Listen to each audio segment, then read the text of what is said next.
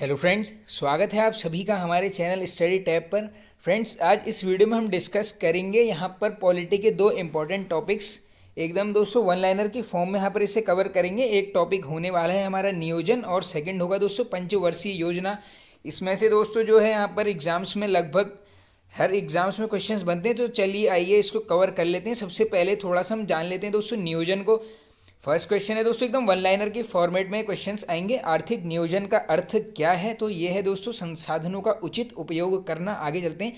भारत में आर्थिक नियोजन की अवधारणा किस देश के मॉडल पर आधारित है? Very very important question. तो दोस्तों ये है यहाँ पर सोवियत संघ, जिसे रूस भी बोला जाता है। इंपॉर्टेंट है, बिल्कुल आप याद कर लेना। आर्थिक नियोजन की अवधारणा को विकसित करने का श्रेय किस देश को जाता है? तो दोस्तों देखिए, हमने लिया है कहाँ पर से, किसका मॉडल अपना रहे हैं हम? रशिया का। और ये यहाँ पर स्टार्टिंग भी जो है ये सोवियत संघ रूस से ही की जाती है। आगे चलते हैं।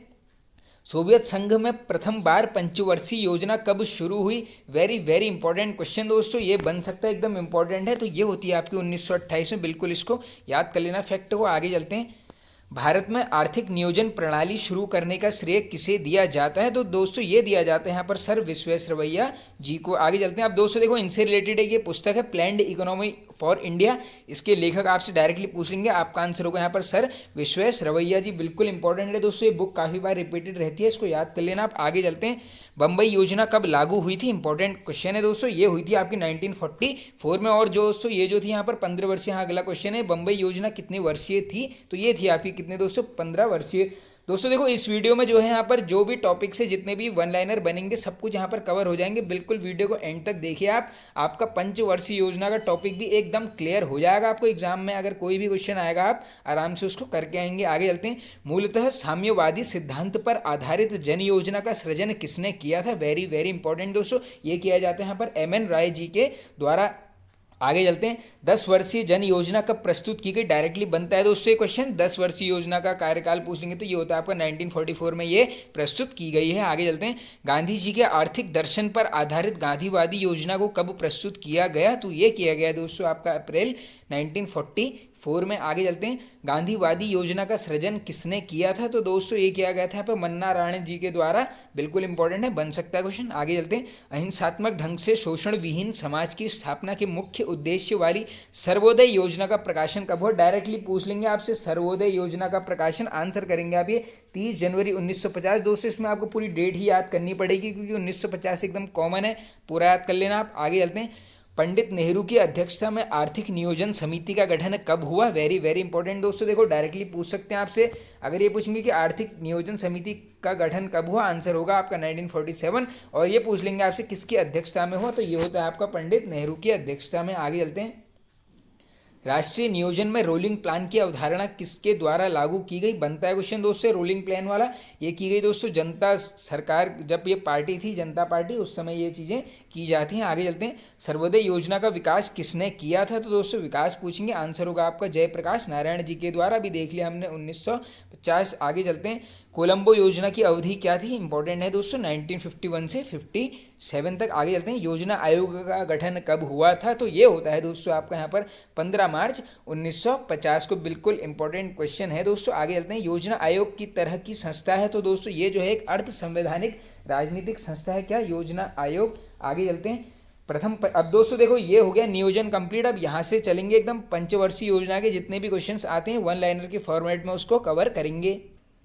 तो आइए स्टार्ट कर लेते हैं दोस्तों। प्रथम पंचवर्षीय योजना का कार्यकाल था, बिल्कुल याद कर लीजिए, 1951 से 15 तक। आगे चलते हैं। देश की प्रथम पंचवर्षीय योजना किस मॉडल पर आधारित थी? तो ये थी दोस्तों आपकी हेराल्ड डोमर मॉडल पर। और ये पूछ लेंगे आपसे कि प्रथम पंचवर्षीय योजना में प्राथमिकता, तो ये दी गई है दोस्तों कृषि को। बिल्कुल इंपॉर्टेंट क्वेश्चन है। देखो कार्यकाल 1951 से 56, एक क्वेश्चन ये बनता है। दूसरा बनता है प्रथम पंचवर्षीय योजना से मॉडल, ये आपके हेराल्ड डोमर मॉडल। और थर्ड क्वेश्चन ये बनता है दोस्तों प्राथमिकता, तो ये हो जाएगा आपका कृषि को प्राथमिकता दी जाती है। आगे चलते हैं। अब सिंदरी उर्वरक कारखाना, चितरंजन का इंजन कारखाना, भारतीय टेलीफोन उद्योग, पेनिसिलिन फैक्ट्री की स्थापना किस योजना के दौरान हुई? तो दोस्तों देखो ये अलग अलग करके याद कर लेना, कोई सा भी पूछा जा सकता है, एक भी उठा लेंगे।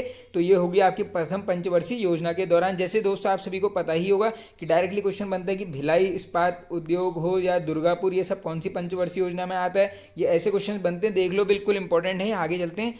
द्वितीय पंचवर्षीय योजना किस मॉडल पर आधारित थी? तो देख लिया हमने दोस्तों, पहला था हेराल्ड डोमर, दूसरा पूछेंगे आप ये आपकी पीसी महालनोबिस मॉडल पर। देखो द्वितीय है और ये पी और सी, ये दो ऐसे रिलेट कर लेना, दो शब्द आ रहे हैं यहाँ पर। और इसका अगर आपसे कार्यकाल पूछेंगे तो ये था आपका 1956 से 51 तक। आगे चलते हैं नेक्स्ट, दूसरी पंचवर्षीय योजना में कौन कौन से इस्पात संयंत्रों की स्थापना हुई? ये है इंपॉर्टेंट, देखो दोस्तों अलग अलग करके याद कर लेना। देखो राउरकेला इस्पात संयंत्र बनता है, कहाँ है ये? उड़ीसा। भिलाई पूछेंगे छत्तीसगढ़, और दुर्गापुर पश्चिम बंगाल। ये डायरेक्टली बन जाता है ये दुर्गापुर वाला, इसको याद कर लेना। आगे चलते हैं, किस पंचवर्षीय योजना में 3 लौह इस्पात केंद्र स्थापित हुए? अब ये देख लिया हमने, तीनों किसमें हुए आपके द्वितीय पंचवर्षीय योजना में। आगे चलते हैं, द्वितीय पंचवर्षीय योजना का उद्देश्य क्या था? तो ये था दोस्तों, उद्देश्य पूछेंगे जैसे प्रथम का था कृषि, दूसरा पूछेंगे आपसे समाजवादी समाज की स्थापना करना, बिल्कुल इंपॉर्टेंट क्वेश्चन है। आगे चलते हैं, द्वितीय पंचवर्षीय योजना में किसे प्राथमिकता दी गई? तो दोस्तों ये दी गई थी यहाँ पर औद्योगिकरण को, डायरेक्टली आपको मिल जाएगा यू से औद्योगिकरण, याद कर लेना, भारी उद्योग व खनिज को। आगे चलते हैं, इंटीग्रल कोच फैक्ट्री तथा चितरंजन लोकोमोटिव की स्थापना की गई, तो ये की गई आपकी कब? दूसरी पंचवर्षीय योजना में। दोस्तों ये जो इंटीग्रल कोच फैक्ट्री डायरेक्टली पूछ लेंगे, ये आपकी पेरम्बूर में, ये भी आप बिल्कुल इसको नोट कर लेना। आगे चलते हैं, तृतीय पंचवर्षीय योजना कब से कब तक रही? तो देखो दोस्तों एकदम क्रम से थी ये, 51 से 56, फिर थी 56 से 61, और ये आपकी 61 से 66। इसके बाद दोस्तों योजना अवकाश आता है भी, वो सब आगे डिटेल में डिस्कस करेंगे।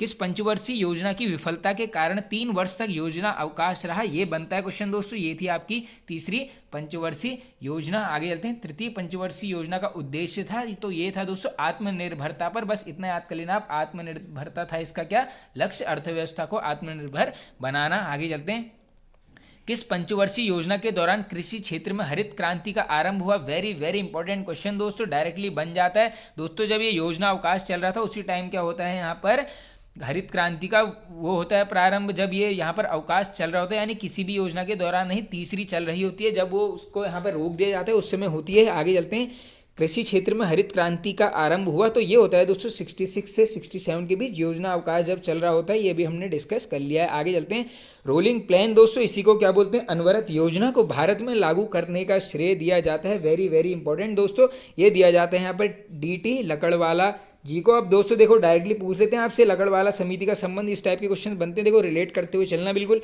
भारत की कौन सी पंचवर्षीय योजना समय से पहले समाप्त हो गई? तो ये होती है दोस्तों कौन सी? 5वीं पंचवर्षीय योजना। आगे चलते हैं, तृतीय पंचवर्षीय योजना की असफलता का मुख्य कारण क्या था? तो दोस्तों देखो जो ये असफल हुई थी, ये जब आप सभी को पता होगा 62 भारत चीन युद्ध चल रहा था, यही इसकी असफलता का मुख्य कारण था। आगे चलते हैं, किस काल को योजना अवकाश माना जाता है? ये मानते हैं दोस्तों 1966 से 69 के बीच। इसी में देखो 1968 में क्या होता है? हरित क्रांति स्टार्ट हो जाती है, कहाँ पर? भारत में। और सभी को पता ही होगा दोस्तों MS स्वामीनाथन जी हैं यहाँ पर, कौन? भारतीय हरित क्रांति के जनक। अगर पूछेंगे आपसे वर्ल्ड के हरित क्रांति के जनक कौन है, विश्व क्रांति के जनक, वो है आपके नॉर्मन बोरलॉग जी। बिल्कुल इंपॉर्टेंट क्वेश्चन है, नोट कर लेना। आगे चलते हैं, योजना अवकाश का प्रमुख कारण क्या था? ये था दोस्तों भारत पाक युद्ध व अकाल जो पड़ा था, आप सभी को पता ही होगा वो तिथियां। आगे चलते हैं, चौथी पंचवर्षीय योजना किस मॉडल पर आधारित थी?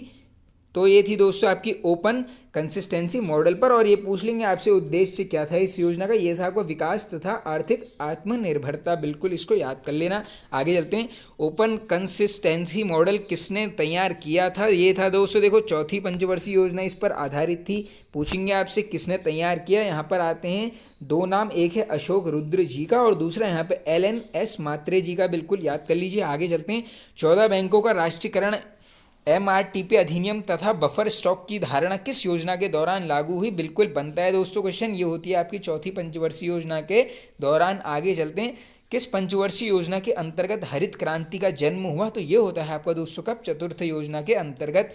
चौथी पंचवर्षीय योजना की विफलता का प्रमुख कारण क्या था? आप देखो दोस्तों चौथी चल रही थी उस समय, आप सभी को पता ही होगा, बांग्लादेश रोहिंग्या आ गए थे यहाँ शरणार्थी, तो यही था इसकी विफलता का प्रमुख कारण। आगे चलते हैं, 5वीं पंचवर्षीय योजना का उद्देश्य क्या था? दोस्तों ये था आपका क्या? गरीबी उन्मूलन तथा आत्मनिर्भरता। इसमें डायरेक्टली पूछ लेते हैं आपसे, गरीबी उन्मूलन किस पंचवर्षीय योजना का उद्देश्य था? ये हो जाएगा आपका 5वीं पंचवर्षीय योजना का। आगे चलते हैं, किस योजना में पहली बार गरीबी तथा बेरोजगारी पर ध्यान दिया गया? तो ये दिया गया दोस्तों आपका जो 5वीं योजना चल रही थी। बिल्कुल दोस्तों देखो ये बिल्कुल इंपॉर्टेंट है, 5वीं से क्वेश्चन बनते हैं। अब एक यहाँ पे नारा भी आता है, देखो ये भी डिस्कस कर लेते हैं। गरीबी हटाओ का नारा पूछ लेंगे, ये कब आएगा आपका?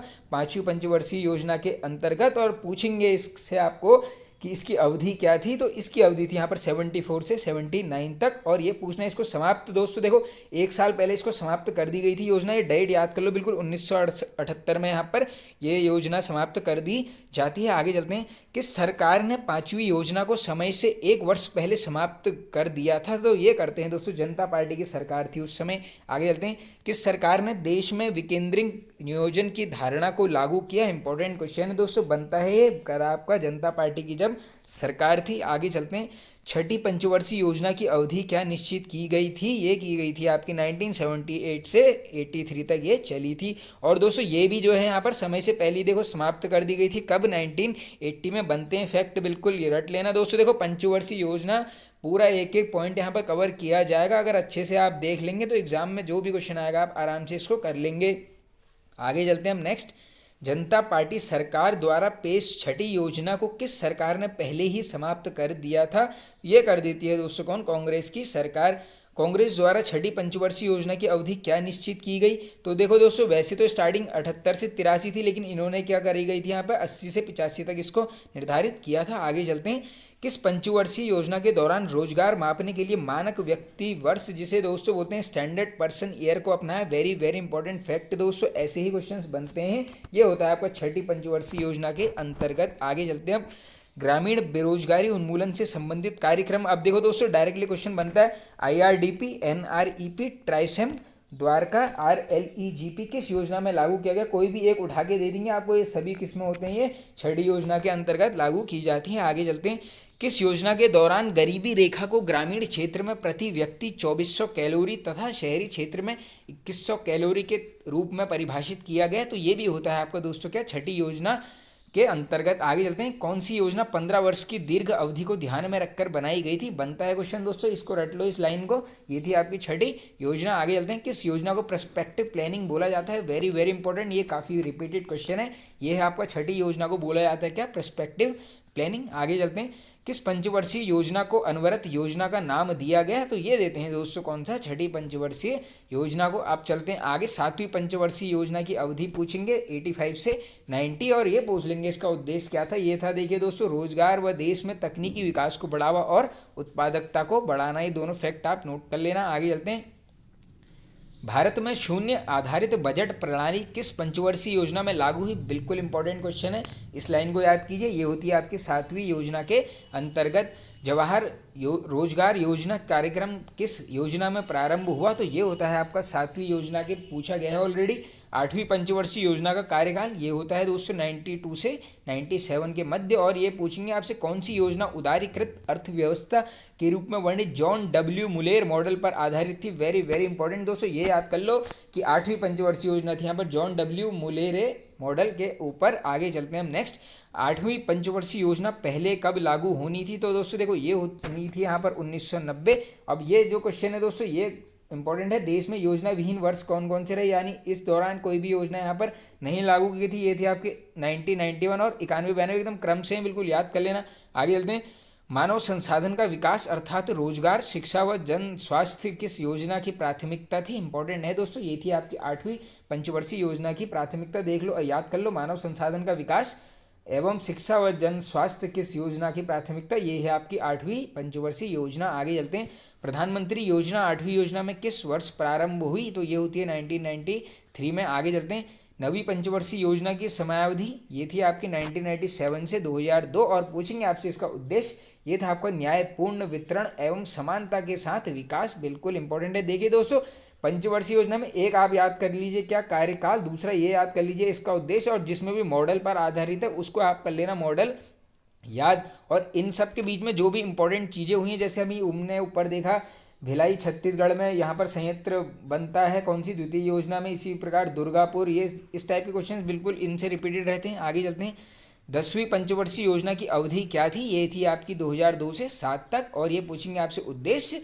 ये था आपका 21वीं शताब्दी में भारत को आर्थिक महाशक्ति बनाना, वेरी वेरी इंपॉर्टेंट। आगे चलते हैं, अब नेक्स्ट है दोस्तों 11वीं पंचवर्षीय योजना कब लागू रही, तो ये थी आपका कार्यकाल 7 से 2012 तक। आगे चलते हैं, अगर आपसे पूछेंगे इसका उद्देश्य क्या था, ये था आपका समाज का तीव्र विकास एवं समावेशी विकास, बिल्कुल याद कर लेना। आगे चलते हैं, 11वीं योजना में औद्योगिक क्षेत्र की विकास दर का लक्ष्य क्या रखा गया, वेरी वेरी इंपॉर्टेंट दोस्तों, लक्ष्य जिसमें भी यहाँ पे प्रॉपर कुछ चीज़ें निर्धारित की जाती हैं, ये बनते हैं क्वेश्चन। ये था आपका लक्ष्य कितना, 10.5%। आगे चलते हैं नेक्स्ट। 11वीं पंचवर्षीय योजना के दौरान किस राज्य की सकल राज्य घरेलू उत्पाद, जिसे दोस्तों ग्रॉस स्टेट डोमेस्टिक प्रोडक्ट बोला जाता है, दोस्तों अगर पूछेंगे आपसे विकास दर सर्वाधिक किसकी रही थी, ये रही थी आपकी सिक्किम की। और सबसे कम पूछेंगे उस केस में आंसर करेंगे आप यहाँ पर झारखंड राज्य की। आगे चलते हैं। राष्ट्रीय विकास परिषद नेशनल डेवलपमेंट काउंसिल की 57वीं बैठक में 12वीं पंचवर्षीय योजना को अंतिम मंजूरी कब दी गई, तो दोस्तों ये देखो लास्ट योजना है, ये दी जाती है 26 दिसंबर 2012। और पूछेंगे आपसे कार्यकाल, ये है आपका 2012 से 17 तक रही कौन सी 12वीं योजना। आगे चलते हैं। 12वीं पंचवर्षीय योजना का सतत वृद्धि लक्ष्य क्या है, बिल्कुल याद कर लीजिए, 8 से 8.5%। और इसमें पूछेंगे आपसे उद्देश्य, ये उद्देश्य था आपका तीव्र, अधिक, समग्र और सतत वृद्धि, बिल्कुल इंपॉर्टेंट है। आगे चलते हैं। भारत में योजना निर्माण हेतु केंद्रीय निकाय कौन सा है, सभी को पता ही होगा दोस्तों, ये है आपका योजना आयोग। इसी के स्थान पर अब क्या बन गया है, NITI Aayog, national institution transforming for India, बिल्कुल क्वेश्चन बनता है। आगे चलते हैं। और दोस्तों देखो नीति आयोग का हमेशा अध्यक्ष कौन होगा, जो देश का उस समय क्या होगा, प्रधानमंत्री होगा। इसी के स्थान पर यहाँ पर क्या आता है, आगे है अब नीति आयोग। आगे चलते हैं। योजना आयोग का अध्यक्ष कौन होता है, तो ये होता है दोस्तों यहाँ पर देश का प्रधानमंत्री। राष्ट्रीय विकास परिषद का गठन कब हुआ, बिल्कुल याद कर लेना, बनता है क्वेश्चन 6 अगस्त 1952, डेट पूरी याद कर लीजिए। आगे चलते हैं। राष्ट्रीय विकास परिषद का अध्यक्ष कौन होता है, ये भी होता है कौन दोस्तों, यहाँ पर देश का प्रधानमंत्री। आगे चलते हैं। संविधान के किस अनुच्छेद के अनुसार योजना आयोग का गठन भारतीय संविधान के नीति निर्देशक सिद्धांतों से लिया गया, वेरी वेरी इंपॉर्टेंट दोस्तों, अनुच्छेद 39 याद कर लेना। और डायरेक्टली ये भी पूछते हैं, ये नीति निर्देशक सिद्धांत किस देश से लिए गए, ये लिए गए हैं आपके आयरलैंड देश से। आगे चलते हैं। योजना आयोग के प्रथम अध्यक्ष कौन थे, अब देखो दोस्तों प्रथम प्रधानमंत्री, डायरेक्टली रिलेट कर लेना, जवाहरलाल नेहरू।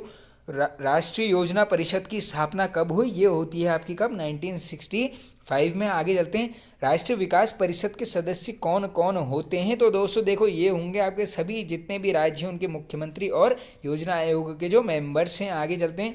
पंचवर्षीय योजना का अंतिम अनुमोदन कौन करता है, ये करता है आपका कौन दोस्तों, नेशनल डेवलपमेंट काउंसिल यानी राष्ट्रीय विकास परिषद। आगे चलते हैं। योजना आयोग के स्थान पर नीति आयोग का गठन कब हुआ, तो ये होता है आपका, पूरी डेट याद कर लीजिए, 1 जनवरी 2015। और पूछेंगे अध्यक्ष, ये होते हैं आपके देश के प्रधानमंत्री जी। तो देखिए दोस्तों ये वीडियो यहाँ पर एंड होता है। आई होप आप सभी को पसंद आया होगा दोस्तों, पसंद आया तो एक लाइक कर दीजिए, कमेंट करके बताइए आपको वीडियो कैसा लगा। चैनल पर नए हैं तो फ्रेंड्स सब्सक्राइब कर लीजिए, बेल आइकन को प्रेस कर लेना। Okay friends, thank you.